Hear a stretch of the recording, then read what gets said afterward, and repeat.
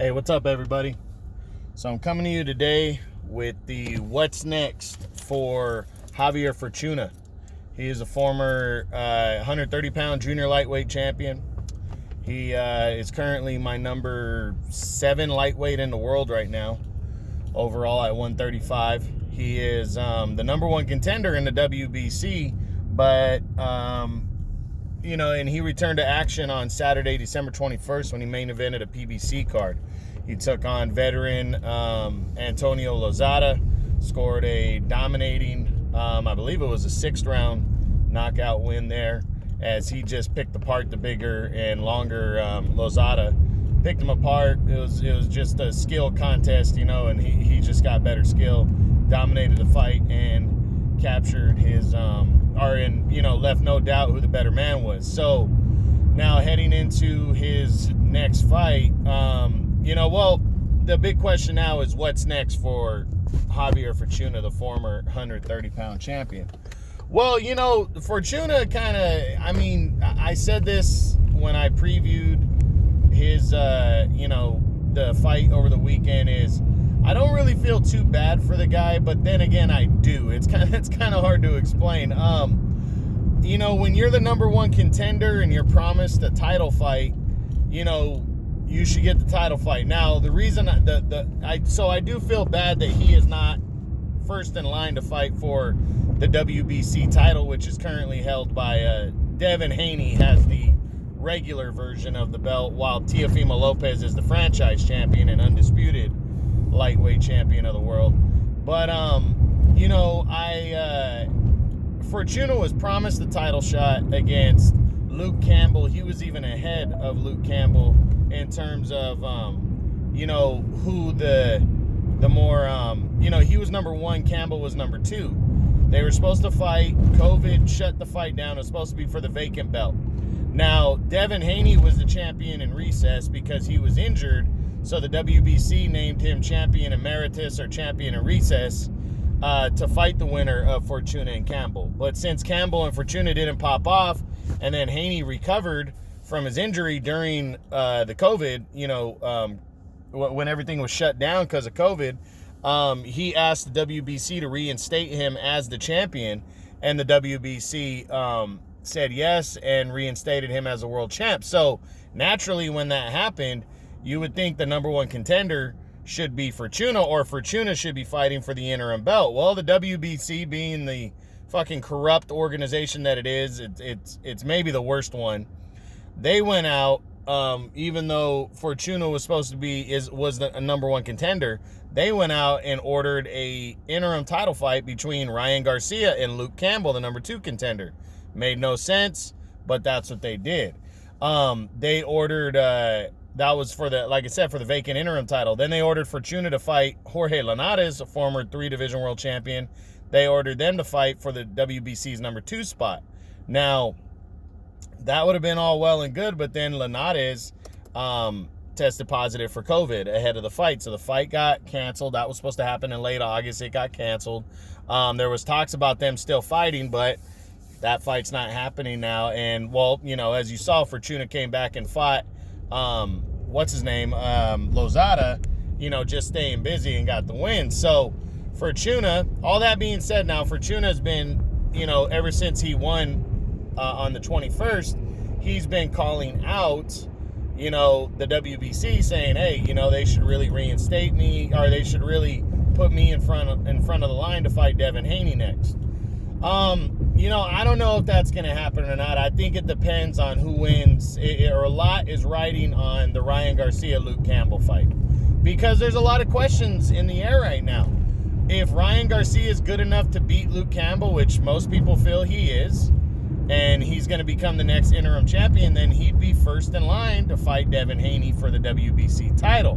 Now, does Haney or Ryan Garcia really want to fight each other? I mean, they're 2 undefeated, rising, not prospects anymore, legitimate, contenders, or whatever you want to call them, because, Haney's a paper champion, so he doesn't even deserve to be called a world champion, but he has a belt. And Garcia, a win over Campbell will legitimize him. But does Haney really want to face Ryan Garcia next? Does Ryan Garcia really want to face Haney next, who, at all intents and purposes, people are saying both fighters are the real deal and they're completely legit? Well, we're going to find out for sure from Ryan Garcia when he fights Luke Campbell. We're still not going to know about Devin Haney, though. But what better way to prove yourself but to fight Ryan Garcia? Now, how this pertains to Fortuna is if Ryan Garcia wins the interim title and decides not to face Devin Haney, then Javier Fortuna is next in line, or at least he should be. So, is Fortuna going to get the crack at Devin Haney next? I think it's very possible that these two guys could fight. I mean, I wouldn't even be surprised if the WBC ordered them to get a fight going, and they get a fight going by like February, and then Ryan Garcia and because Haney really didn't have any trouble with Yuriorkis Gamboa over 12 rounds. He fought 12 rounds, but he really didn't have any trouble over him. So November to February is only 3 months, and then Fortuna blasted, Lozada. So November to February is only 3 months. Why would these guys, neither one of them, be able to fight each other? I think they should. I think they should sign that fight, and I think we should see Fortuna versus Devin Haney next, and then the winner go at it with Ryan, the winner Ryan Garcia and Luke Campbell, especially if it's Garcia, because if Haney beats Fortuna and Garcia beats Campbell, and they both win convincingly, that just makes the fight sizzling, because both guys will have beaten legitimate fighters to get there. And that's what I think they should do. There's time now from the postponements from Garcia and Campbell. There's time to be able to get Fortuna and Haney done, and I think the WBC should be smart and get that done. Go promote Haney a little bit more. Make that fight with Ryan Garcia juicy, and everybody wants to see the top two undefeated up-and-comers, go at it for a world title. It'd make them attractive to everybody if they did that. And Fortuna is along the way to try to knock somebody off. So it would give Fortuna the opportunity, and everybody wins in that case. So that's what I think should happen for Javier Fortuna next. It should be Devin Haney for the WBC belt. But if it's not, quick run through the top 10 at lightweight. I'll do it really fast.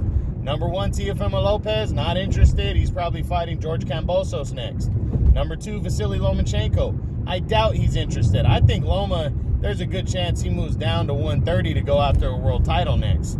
I think that's very possible for him. The rematch with Lopez doesn't seem like it's in the cards, but I think it's very possible Lomachenko can move down and fight for a title there. Number 3, Jorge Linares. Very interesting. If Devin Haney and Garcia decide to go at it, why not Jorge Linares and Fortuna? They were supposed to fight anyways. I think that'd be a great fight, and I think Fortuna should go for it if the opportunity's there. Gervonta Davis, this fight actually is possible because both guys are with the PBC. If Davis doesn't decide to stay at 130, he has the secondary championship from the WBA at 135. So why not come down and fight, make the easiest fight possible, fight another PBC guy. So I do think that's somewhat possible. I'm leaning towards the less likely, but I do think it's possible. Number 5, I think Davis was actually number 3, Fortuna 4. 5, Luke Campbell. Campbell's fighting Garcia, so that's off the table unless Campbell pulls out the upset, and then Devin Haney doesn't want to fight Campbell, but I don't see that happening. So not likely that he gets Luke Campbell next. Number 6, Richard Comey, not likely he fights for top rank. Number 7 is Fortuna. Number 8 is George Kambosos. He's almost for sure going to fight Teofimo Lopez next. Then I think you got Lee Selby at number 9. I don't see it. Could happen, but I don't see it. Selby's coming off a loss to Kambosos. I don't think he would risk facing Fortuna next. And then number 10, Ivan Mendy. To be honest, I like this fight because Mendy's in the WBC rankings. He's hasn't fought for the world title, but he was in a final eliminator a couple years ago. He's got a win over Luke Campbell on his resume. And again, he's up there in the WBC rankings. I wouldn't be surprised if WBC ordered Fortuna to fight Mendy next to mandate a world title shot. Why not? and Fortuna might do it. So there are options in the top 10 for Javier Fortuna. I know a lot of things, a lot of moving pieces around him, but there are options. I think Devin Haney is a very likely fight for him next. After that, though, I think it's very possible he could get a fight with Jorge Linares or Ivan Mendy in a mandatory title fight, in a mandatory number one contender fight, an eliminator. I also think Gervonta Davis is possible. So there are fights there for Fortuna. I hope he gets an opportunity because he deserves it. But he really needs to beat somebody legit to really earn that title shot. And we'll see what happens. All right, guys, that's it. I hope you enjoyed it. True Boxing. You've been hit with the truth.